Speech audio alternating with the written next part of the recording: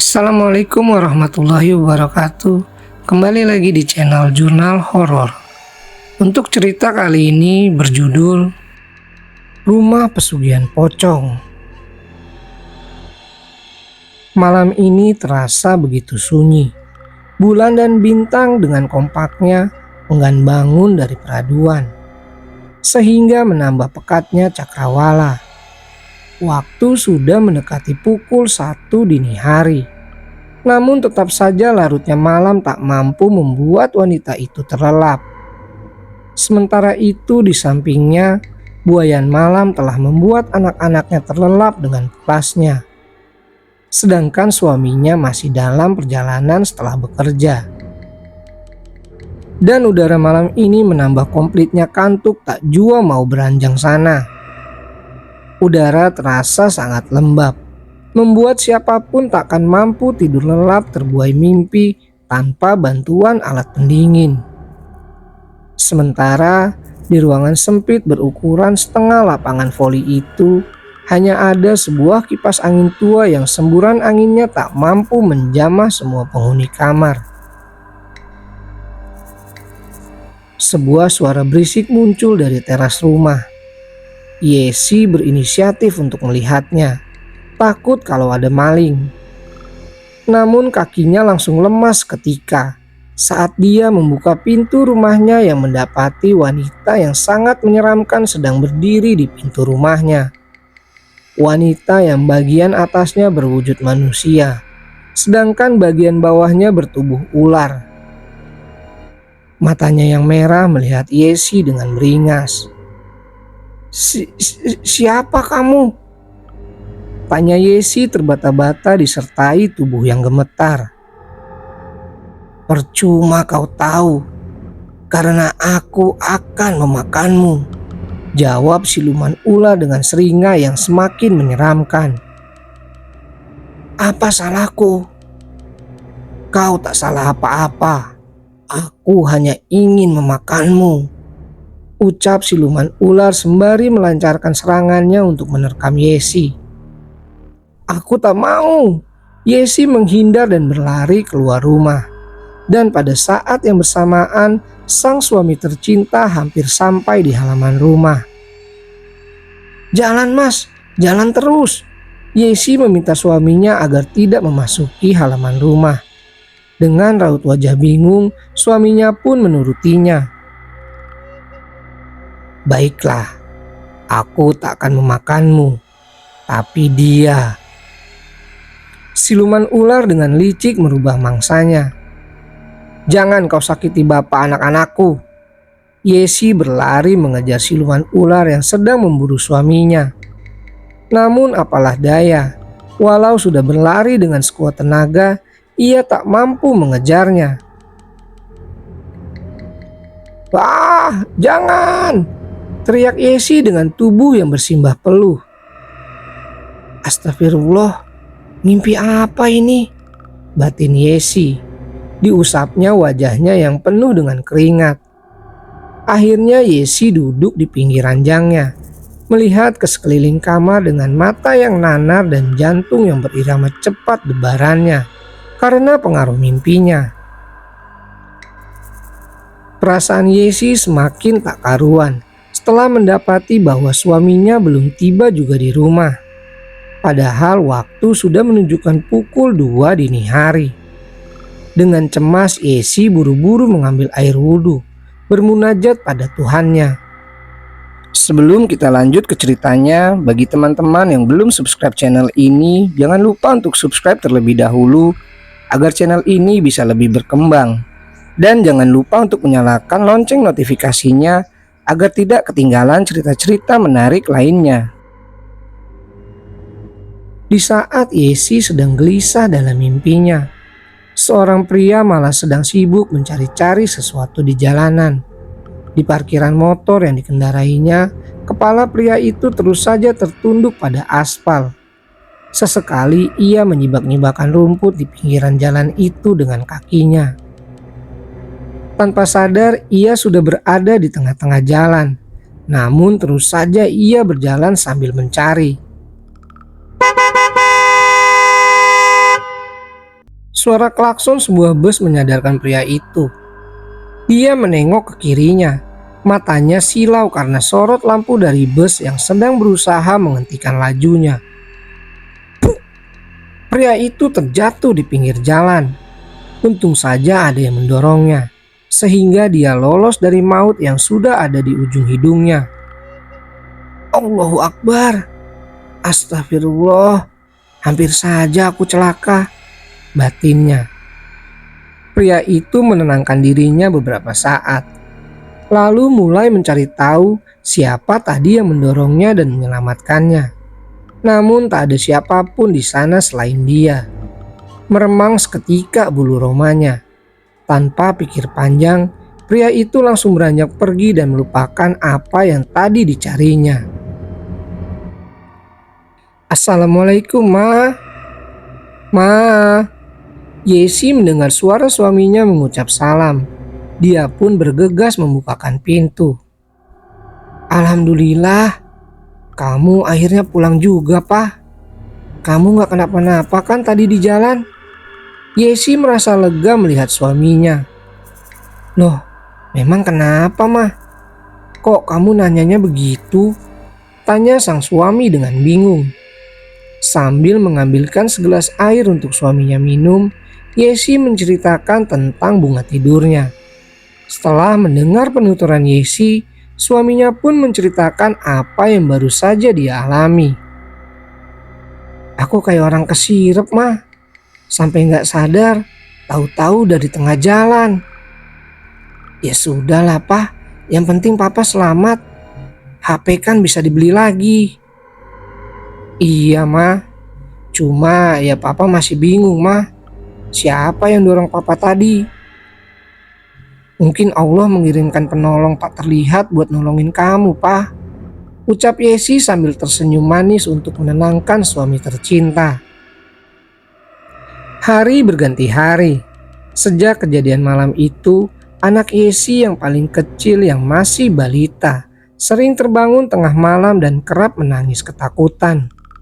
Bahkan terkadang dia takut untuk disuruh tidur di malam hari. Setelah menemani anak pertamanya mengerjakan tugas sekolahnya, Yesi meninabobokan kedua anaknya. Yesi turut membaringkan tubuh lelahnya sembari menyanyikan lagu pengantar tidur. Di saat dia hampir terlelap, sayup-sayup terdengar suara orang berbicara. Semakin lama semakin terdengar jelas, bahkan semakin terdengar kencang. Ah, gila. Udah jam 10 malam gini, siapa sih yang nyetel TV sampai kencang banget? Brutunya dalam hati. Lambat laun Yesi merasa bahwa suara TV itu seperti berasal dari ruang tamunya. Dengan bingung dia pun bergegas keluar dari kamar untuk memastikan. Perasaan tadi sudah aku matiin, kok nyala sendiri? Apa aku lupa ya? Gak mungkin ah. Batinnya sambil mematikan TV itu. Ah, rusak kali. Namanya TV udah lama. Dia mencoba meyakini dirinya sendiri dan kembali masuk ke kamar untuk kembali tidur bersama kedua buah hatinya. Namun baru saja dia mau pulas, tiba-tiba didengarnya suara keran air di kamar mandinya terbuka. Dilihatnya jam dinding. Sudah pukul 12 malam. Apa Papa udah pulang ya? Yesi memutuskan untuk melihat keadaan. Apakah suaminya sudah pulang atau belum? Dibukanya pintu kamar dan dipanggilnya suaminya. Namun tak ada jawaban. Padahal selain suara keran yang terbuka, Yesi juga dengar suara siraman air seperti ada orang yang sedang mandi. Pa? Papa. Yesi berjalan pelan sambil memanggil suaminya lagi. Takut tak mendengar panggilan sebelumnya. Sampai di depan kamar mandi, Yesi mendapati tak ada siapapun yang sedang mandi di kamar mandinya. Hanya suara keran air yang mengalir dengan derasnya. Tanpa banyak berpikir lagi, dimatikannya keran air itu dan langsung kembali ke kamar. Enggak. Nggak mungkin salah, itu tadi beneran suara orang mandi. Batin Yesi yang masih bingung dan mulai dilanda ketakutan. Belum reda rasa takutnya, Yesi yang masih berdiri bersandar pada pintu kamar yang tadi ditutupnya melihat siluet bayangan hitam membelakangi dirinya. Bayangan hitam yang menyerupai bentuk manusia dengan mata yang merah menyala. Sosok itu sedang duduk di pinggir ranjang dan menatap anak kedua Yesi tanpa bergeming. Yesi terkejut dan panik, takut terjadi sesuatu pada buah hatinya. Ingin nyamperin untuk menggendong pergi anaknya, namun badannya lunglai tak bertenaga, tak mampu ia gerakan. Dalam kepanikan itu, Yesi membaca semua doa yang ia ketahui dalam hati. Selesai Yesi membaca doa, sosok itu perlahan menghilang bersamaan dengan tangisan si kecil. Tubuh Yesi baru bisa digerakkan lagi. Lalu lekas-lekas dia menghampiri anaknya, memeluknya untuk menenangkan tangisan si kecil. Betapa lega hati Yesi saat melihat buah hatinya itu baik-baik saja. Dan bertambah lega hatinya saat dia dengar suara suaminya mengucap salam di depan pintu. Sebenarnya Yesi ingin segera menceritakan apa yang baru saja ia alami. Namun tersirat lelah di wajah sang suami tercinta. Yesi mengurungkan niatnya untuk bercerita. Walau akhirnya dia terus gelisah dan tak bisa tidur. Azan subuh berkumandang. Dengan malas Yesi menyeret tubuhnya dari ranjang. Dibangunkannya sang suami untuk bersama-sama menunaikan kewajiban sebagai seorang muslim. Setelah sholat subuh, Yesi pun memulai aktivitas layaknya ibu rumah tangga lainnya. "Pah, waktu papa ketemu sama pemilik rumah ini, dia nggak ada cerita apa-apa gitu ke papa soal rumah ini?" tanya Yesi di sela-sela masak. "Enggak mah. Emang kenapa mah?" "Semalam aku ngalamin kejadian aneh, Pak." Yesi menceritakan semua yang dialami semalam sebelum suaminya pulang.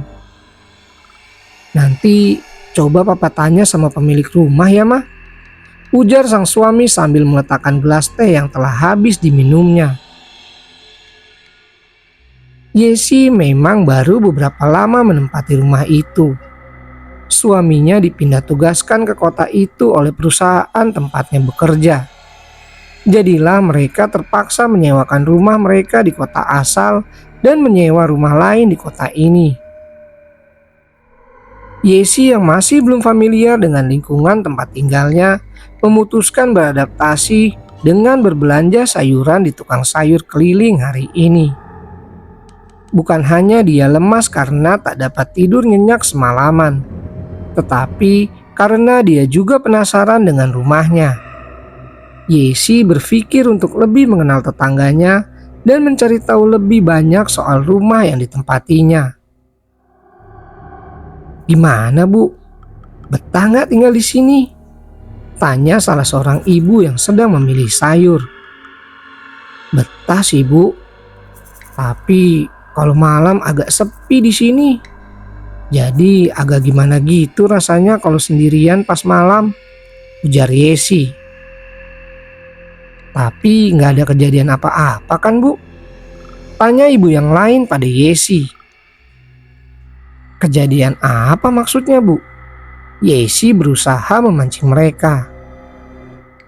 "Yang serem-serem gitu loh Bu," lanjut ibu yang pertama bertanya pada Yesi. "Malah ibu-ibu ini pagi-pagi kok malah nyari cerita serem-serem," ujar sang tukang sayur menghentikan pergosipan para ibu. Mereka pun tertawa dan bercandai tukang sayur tersebut. Yesi mengambil kesempatan ini untuk tak menjawab pertanyaan tadi dan pamitan pada ibu-ibu lainnya. Setelah berbelanja sayuran, Yesi pun melanjutkan aktivitasnya. Tanpa terasa waktu sudah mulai memasuki senja. Yesi mengistirahatkan tubuh lelahnya di sofa. Ia bersantai sejenak dan menonton acara TV kesukaannya. Karena kurang tidur, rasa kantuk pun perlahan mulai menghinggapi pelupuk matanya. Namun ditahannya agar dapat sholat maghrib dahulu. Saat azan maghrib berkumandang, antara sadar dan tidak, Yesi yang setengah tertidur di depan TV merasa ada yang menarik paksa tubuhnya dari dua sisi yang berlawanan. Sisi yang satu menariknya untuk bangun, sedang sisi lainnya menariknya untuk tetap tiduran. Tarikan itu seketika berhasil membuat Yesi terhentak terbangun dari tidurnya. Yesi yang masih limbung langsung terperanjat dengan apa yang terpampang di hadapannya.